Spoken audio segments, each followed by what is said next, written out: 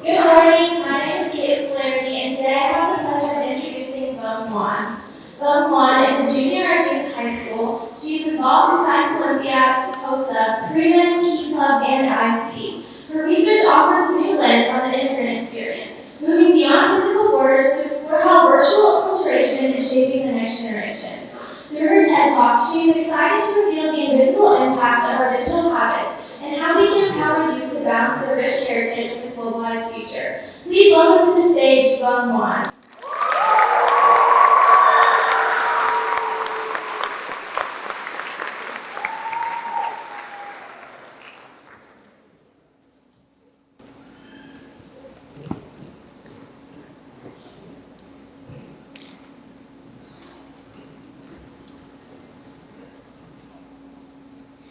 Imagine this.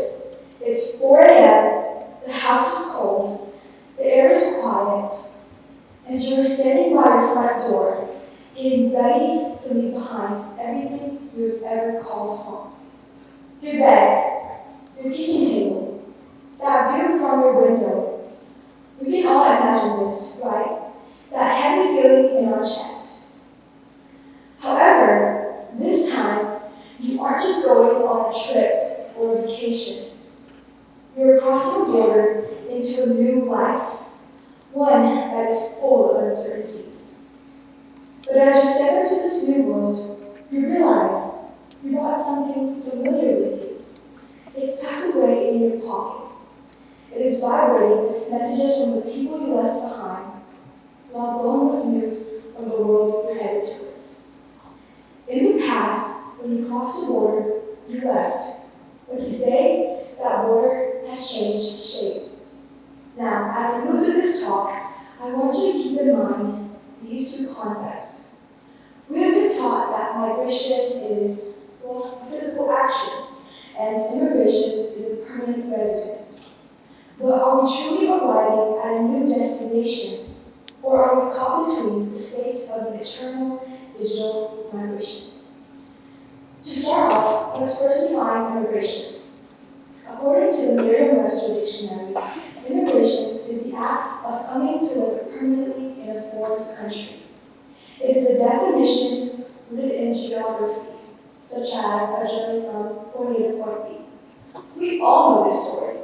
It's the suitcase packing, the plane ride, and the exchanging of visas and passports. In this modern age, immigration is no longer just about moving the body. It's about moving the self. The U.S. Census and Bureau of Department of Homeland Security states that around 1 million people immigrate to America each year, and 90% of these individuals carry with them a cellular device. However, if we rely solely on that previous dictionary definition, we are ignoring the digital migration happening within these individuals.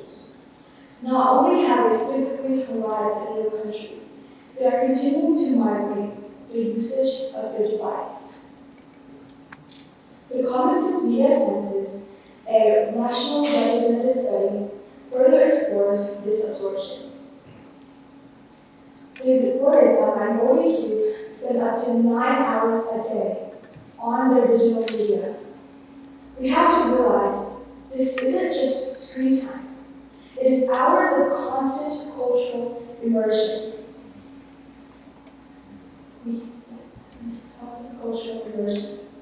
A publication from Science Direct, the world's leading database for academic peer-reviewed research, defined digital natives as those who are grown up with the internet.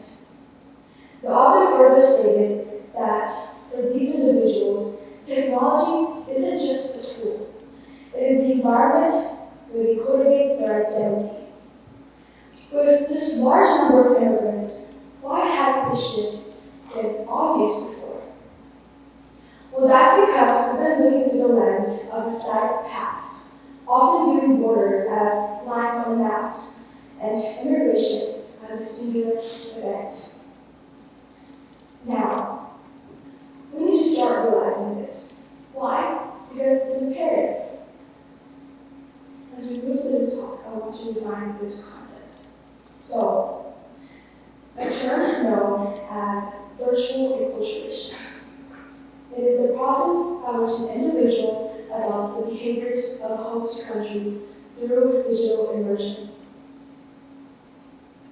They not only are being users, but they are becoming digital residents, where they have to navigate between their home heritage and the dominating American narrative. This can lead to internal conflicts within these individuals.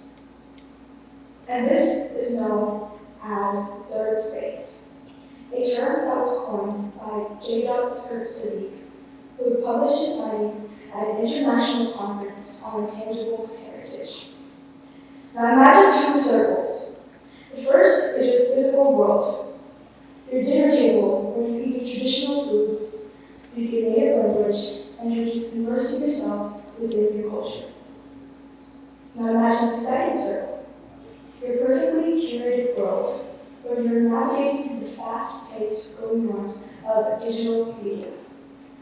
For the modern minds, these circles come together to create a growing territory in the middle, and this is known as digital dual citizens, where individuals are needed to westernize by their home country and too deeply anchored to a heritage that our algorithms often fail to recognize, let alone prioritize. In addition, researchers have also mentioned that without proper management of this third space, it can lead to many internal conflicts. The first one is a cultural dissonance, in which an individual feels disconnected from their culture. And the second one is a much more comparative conflict, and it is known as identity depletion, the state in which an individual culture is completely faded away and is replaced by homogenized trends. When your internal monologue starts to sound like TikTok things rather than your native language, you have crossed a border that no passport can record. So, how do we empower the next generation? We must first start off by creating this digitally responsive environment where educators and families start to recognize that the students' lack of focus is actually a search for belongings. When we stop treating the phone as a form of distraction, we are invalidating the territory that these students are living in. Now, where does this leave us? Well, we must start recognizing that immigration is no longer just a one-time trip that ends when we arrive at a new destination. It is persistent and ongoing. It defines who we are in this digital age, where we belong and how we learn to speak the language of the future. Next time that you see an immigrant deeply immersed in their screen, I ask that you change your perspective. Don't just see a migrant. See a user. See someone who is navigating between this third space, trying to build a home. Because the most profound borders of the 21st century aren't being drawn on maps. They're being navigated by each and every single one of us.